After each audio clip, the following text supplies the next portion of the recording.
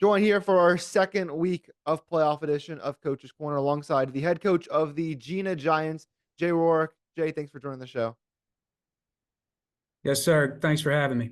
First question I always ask our coaching guests is how would you describe your coaching philosophy? My coaching philosophy, Yep. teach the kids to work hard and to be accountable and do things the right way. And when you do all that, at the end of the day, if you're consistent with it, things come together and success will find you. You know, it's all about discipline, accountability, and trying to do things the correct way. You guys are coming off that big 52-0 win at home against Caldwell Parish. You guys got off to a really fast start, especially in that first quarter. Is there any extra juice or energy before a playoff game that maybe, constitutes to a start like that? Well, I think that just the last few weeks we've been really focused. We've had a couple of rough patches through the season that were very frustrating for our kids, and some things that we couldn't control. But we came out, after the Bunkie loss, and very focused at practice, very focused in everything that we do, and seems to be a whole new focus and a whole new energy, and it's what you need in the playoffs. And you can't take any rep lightly. You can't take any opportunity. The best player you can be, the best football team you can be lightly. So hopefully that's where our headspace is right now, and we certainly executed at a high level the other night. We're going to have to do an even better job this Friday to have a chance to move on. You talk about the change of focus. What are some things that maybe have changed on the field, either since that Bunkie loss or maybe even since that Tioga loss at the beginning of October? Because the way I see it, I think you guys have been looked like a completely different team, especially on the defensive side, since that first loss. So what are some of the changes that have happened on that end? Because you guys, it feels like you're forcing more turnovers, you're applying more pressure. How has that happened? Well, I think that the biggest thing is the way we practice. The beginning of the season, we were having really good practices. Last year, we didn't have a bad practice. You know, we always had great practices. And this year, we kind of somewhere around week 2 or 3, we kind of got away from that, having really good physical practices. And we got back to that a few weeks ago. But also, we kind of got our personnel. It took us a while to get our personnel figured out. You know, we replaced 8 guys on defense, and we brought some new guys in, and we didn't really have to change personnel. We just had to get the personnel that was already out there in the right spots and figure out what fit them the best. And since we did, we got Zoel Gamer down at an outside backer and moved Xavier Brown back to a safety, and that really fit their skill set better, and that helped us a lot. But the biggest thing is just the focus at practice and the physicality and at practice.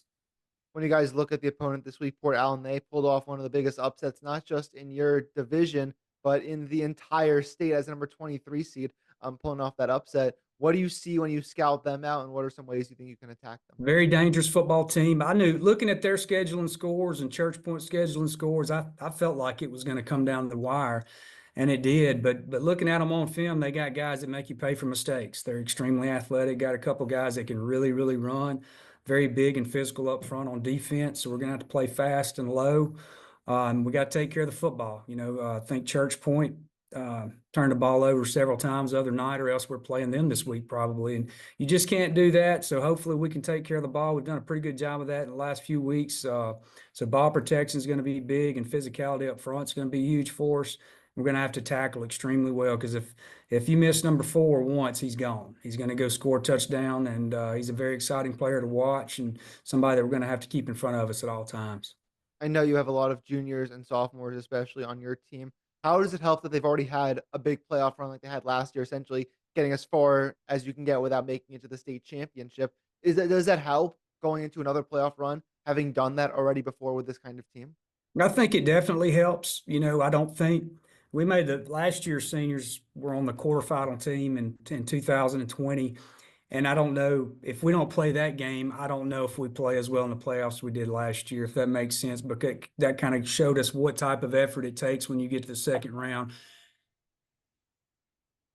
The bell was ringing. Sorry. What type of effort it takes when you get to the second round, and what type of effort it takes to get in the quarterfinals, and how one mistake can change a ball game when you get to that point. So I think the experience of it is definitely key for us.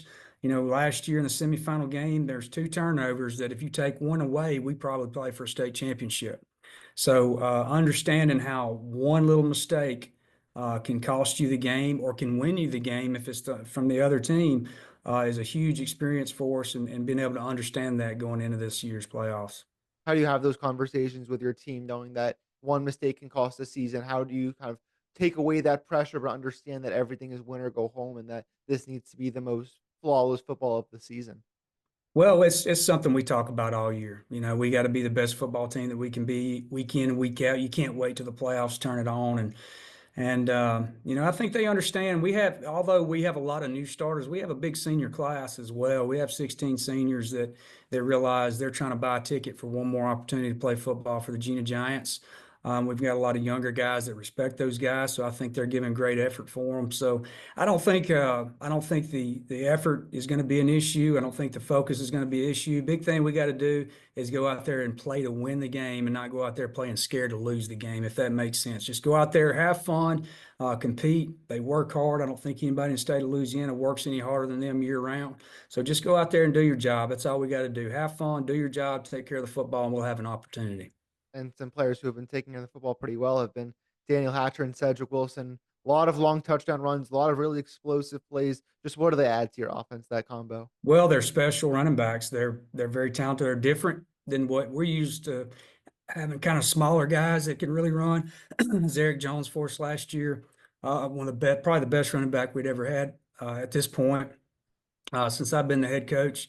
And these guys are a little bit different. You know, Daniel's 207 pounds right now at 5'11", and Sad's about 178, 180 pounds. He's one of the bigger backs we've had, but being able to be that big and physical and also run, it makes it tough on defenses. You know, we can, if they hit the line of scrimmage, they work the way they're supposed to, we can miss a block and we can still gain positive yardage. So it's always a plus to have big guys like that. And being that 7th seed that you guys get to play at least one more home game. It's one of the best home atmospheres, I think, here in Central Louisiana. What's it going to be like playing yet another home playoff game in front of those great fans?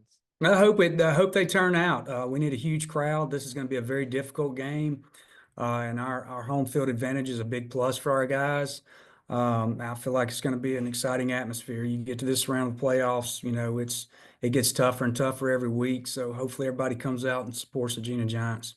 Do you enjoy coaching playoff games a little more than regular season? Do you kind of live for the pressure and all that? You know, I don't.